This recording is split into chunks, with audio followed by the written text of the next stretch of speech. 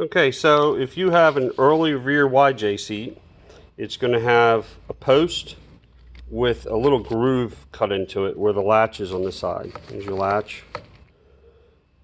This clip probably is missing or is so rusted and disintegrated that when you go to clean it, it just vanishes.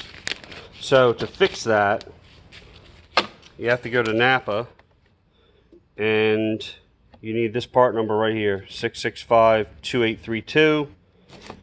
These are 3/8 push-on retainers.